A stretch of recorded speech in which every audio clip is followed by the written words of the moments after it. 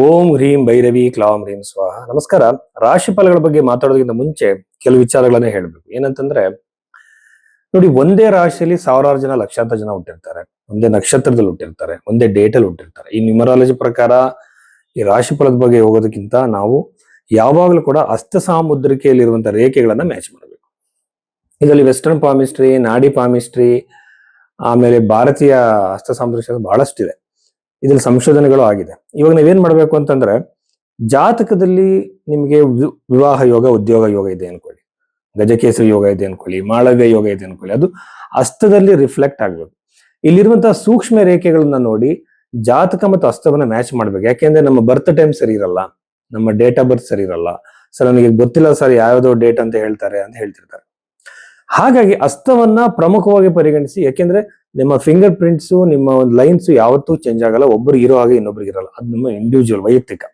ಎರಡನ್ನೂ ಮ್ಯಾಚ್ ಮಾಡಿ ಉದ್ಯೋಗದ ಬಗ್ಗೆ, ವಿವಾಹದ ಬಗ್ಗೆ, ಫೈನಾನ್ಷಿಯಲ್ ವಿಚಾರಗಳ ಬಗ್ಗೆ ಬಹಳ ಸ್ಪಷ್ಟವಾಗಿ ಹೇಳ್ಬೋದು.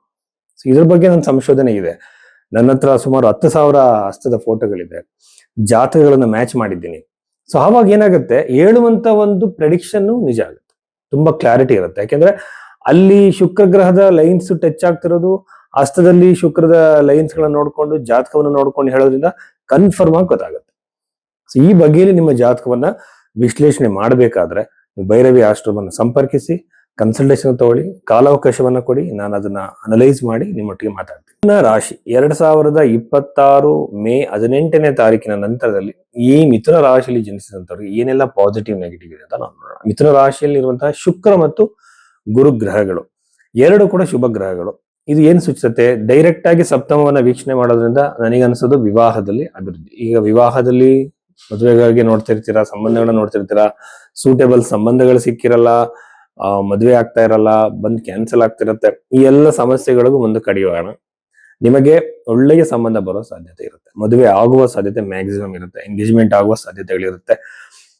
ಒಂದೊಂದ್ಸಲ ಜಾಸ್ತಿ ಸಂಬಂಧಗಳೇ ಬಂದಿರಲ್ಲ, ಕಡಿಮೆ ಸಂಬಂಧಗಳು ಬಂದಿದ್ದು ಒಂದರಲ್ಲೇ ಓಕೆ ಆಗ್ಬಿಡುತ್ತೆ, ಬಹಳ ಬೇಗನೂ ಮದುವೆ ಆಗ್ಬಿಡುತ್ತೆ. ಈ ತರ ಪಾಸಿಬಿಲಿಟೀಸ್ ಕೂಡ ಗುರುಗ್ರಹ ಅಲ್ಲಿದ್ದಾಗ ಸಾಧ್ಯ ಆಗುತ್ತೆ.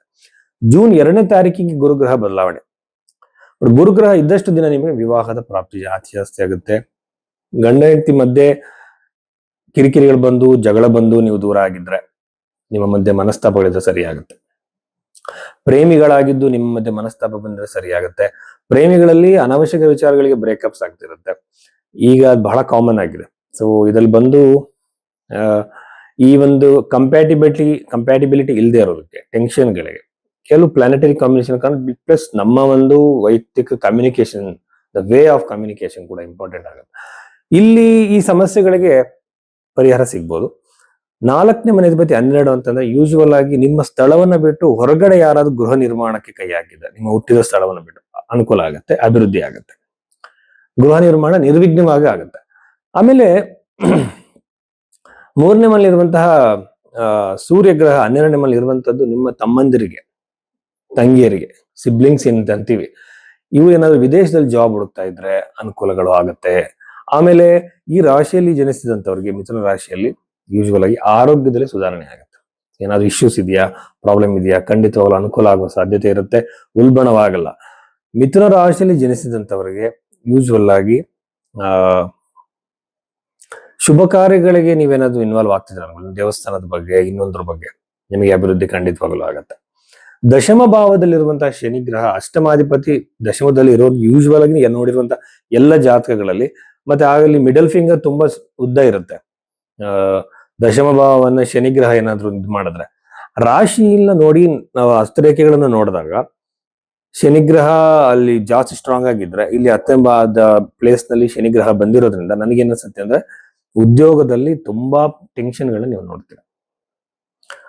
ಯೂಶುವಲಿ ನಿಮ್ಮ ಬಾಸ್ ಗಳಿಂದ ನಿಮ್ಗೆ ಜಾಸ್ತಿ ಮಾನಸಿಕ ಹಿಂಸೆ ಕ್ರಿಯೇಟ್ ಆಗುತ್ತೆ, ವರ್ಕಿಂಗ್ ಎನ್ವಿರಾನ್ಮೆಂಟಲ್ ಇಶ್ಯೂಸ್ ಕ್ರಿಯೇಟ್ ಆಗುತ್ತೆ, ಜಾಬ್ ಚೇಂಜ್ ಮಾಡ್ಬೋಣ ಅನ್ನೋ ಭಾವನೆಗಳು ಹೆಚ್ಚಾಗುತ್ತೆ, ಹೊಸ ಜಾಬ್ ಸಿಗೋದು ಡಿಲೇ ಆಗುತ್ತೆ. ದಯವಿಟ್ಟು ನೀವೇನ್ ಮಾಡಿ ಅಂತಂದ್ರೆ, ಸ್ವಲ್ಪ ಟೈಮ್ ಕಾಲಾವಕಾಶ ಕೊಡಿ. ನೋಡಿ, ನಾವು ಜಾಬ್ ಮಾಡ್ತಿರ್ಬೇಕಾದ್ರೆ ನಮಗೆ ಹರ್ಟ್ ಮಾಡ್ದಂಗೆ ಯಾರು ಕೆಲಸ ಮಾಡಕ್ ಆಗಲ್ಲ. ನಾವು ಹರ್ಟ್ ಆಗ್ಬೋದು, ಥಿಕ್ ಸ್ಕಿನ್ನಡ್ ಆಗ್ಬೇಕಾಗತ್ತೆ.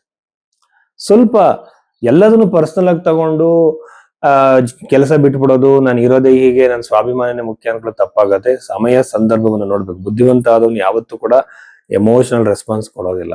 ಥಿಕ್ ಸ್ಕಿನ್ನೆಡ್ ಆಗಿರ್ತಾನೆ. ಮನುಷ್ಯರನ್ನ ಅಷ್ಟು ಸೀರಿಯಸ್ ಆಗಿ ತಗೋಬಾರ್ದು. ಒಬ್ಬೊಬ್ರು ಒಂದೊಂದ್ ತರ ಬಿಹೇವ್ ಮಾಡ್ತಿರ್ತಾರೆ. ಸೊ ಜಾಬ್ ಮಾಡ್ಬೇಕಾದ್ರೆ ನಮ್ಮ ಕಮಿಟ್ಮೆಂಟ್ ಎಲ್ಲದಕ್ಕೂ ಕೂಡ ಕನೆಕ್ಟ್ ಆಗಿರುತ್ತೆ. ಸಡನ್ ಆಗಿ ಜಾಬ್ ಬಿಡೋದ್ರಿಂದ ತುಂಬಾ ಸಮಸ್ಯೆಗಳಾಗುತ್ತೆ. ಆ ಒಂದು ಈಗೋನ ಬಿಟ್ಟು ನಾವೇನು ಆಗ್ಬೇಕು ಅಂತಂದ್ರೆ ಸ್ವಲ್ಪ ಬದಲಾವಣೆ ಮಾಡ್ಕೊಬೇಕು. ಅವ್ರಿಗೆ ಇಷ್ಟ ಆಗೋ ತರ ನಡ್ಕೊಂಡು ಏನ್ ತಪ್ಪೇ ಇಲ್ಲ ಅದ್ರಲ್ಲಿ. ಸೊ ಇದನ್ನೆಲ್ಲ ನಾವು ಉಪಯೋಗಿಸ್ಕೋಬೇಕಾಗುತ್ತೆ ಸ್ಟ್ರಾಟಜಿ ಆಗಿ.